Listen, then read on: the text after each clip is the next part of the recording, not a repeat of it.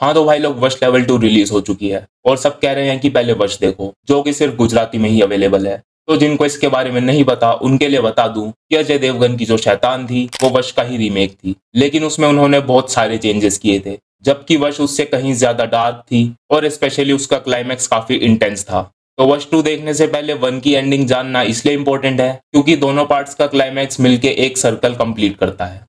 तो वश 2 कैसी थी उस पर बात करने से पहले पार्ट 1 की एंडिंग समझ लेते हैं। तो शैतान में लड़की का नाम जानवी था और वश में आर्या। वैसे ही Kabir was Atharva and Vanraj was Pratap. तो वैसे तो फिल्म में कई छोटे चेंजेस थे, जैसे कि वश में जब आर्या अपने भाई को मारने वाली होती है तब बीच में उसका कैरेक्टर ब्रेक नहीं होता, मतलब उसे रोते हुए रिग्रेट फील करते नहीं दिखाया जाता। उनके फार्म हाउस पर कभी पुलिस नहीं आती, अथर्व और उसकी वाइफ प्रताप पर अटैक नहीं करते, और ना ही वश में वो पैसे एक्सेप्ट करने की एक्टिंग के बाद डायलॉग मारने वाला सीन है, जो कि शैतान में बहुत ही ज्यादा बढ़िया लगता है।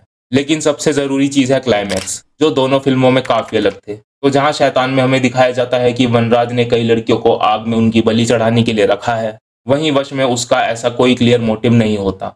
लेकिन अब आता है सबसे इंटेंस मोमेंट, जहां आर्या प्रताप के दिए ऑर्डर ना सुन सके, उसके लिए अथर्व को उसके दोनों कानों में सीजर्स डालनी पड़ती है और फिर अथर्व प्लायर से प्रताप की जबान खींच लेता है। और ये सबसे खतरनाक बात नहीं है, बल्कि और भी मुश्किल चीज ये है कि वश में कोई वॉइस रिकॉर्डिंग वाला सीन नहीं होता जिसे सुन के लड़कियां हिप्नोसिस से बाहर आ जाए। और इसमें आर्या की मम्मी और भाई दोनों की एक्सीडेंट में मौत हो जाती है और आखिर तक भी हमें नहीं बताया जाता कि उन सब लड़कियों का क्या हुआ जिन्हें प्रताप ने वश में किया था। तो वश के बिल्कुल एंड में भी हमें कोई हैप्पी रिलीव्ड फैमिली नहीं दिखती और ना ही कोई पुलिस आती है जो सब कुछ जानकर लड़कियों को उनके परिवार से मिला दे।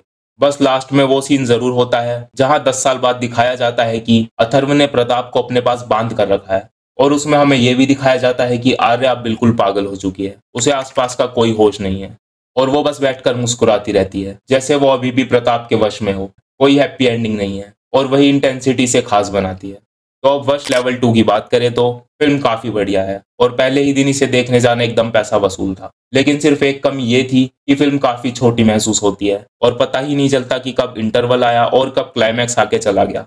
तो बिना स्पॉइलर के बताऊं तो स्टार्टिंग में स्लो कैमरा मूवमेंट्स का बहुत अच्छे से यूज हुआ है इंटेंस बैकग्राउंड म्यूजिक के साथ, और फिर जल्दी कहानी अपना पेस पकड़ लेती है जिसमें वो अपनी ए रेटिंग को जस्टिफाई भी करती है, क्योंकि उसमें हमें अच्छी खासी वॉयलेंस देखने को मिलती है जो मजेदार लगती है, क्योंकि अभी कैरेक्टर्स के साथ हमारा कोई इमोशनल कनेक्शन नहीं बना है। लेकिन इसमें पुराने कैरेक्टर्स की परफॉर्मेंस वाकई शानदार है और इसके सेकेंड हाफ में आपको इमोशंस फील होने लगते हैं जो क्लाइमैक्स के पास जाते जाते बहुत ही ज्यादा बढ़ जाते हैं, और उसके बाद जो क्लाइमैक्स था वो थोड़ा सा अंडरवेलमिंग फील हो सकता है। लेकिन इसकी कहानी अपने पिछले पार्ट से मिलके एक सर्कल को पूरा करती है जो काफी जरूरी था। तो अगर आपके वहां वश लेवल 2 लगी है तो आपको इसे जरूर देखना चाहिए और ऐसी ही वीडियोस के लिए इस चैनल से भी जुड़े रहना चाहिए। और ये जो करवा रहा है वो एक विकृत है। अरे कौन है आप? ये सब क्या हो रहा है? वशीकरण।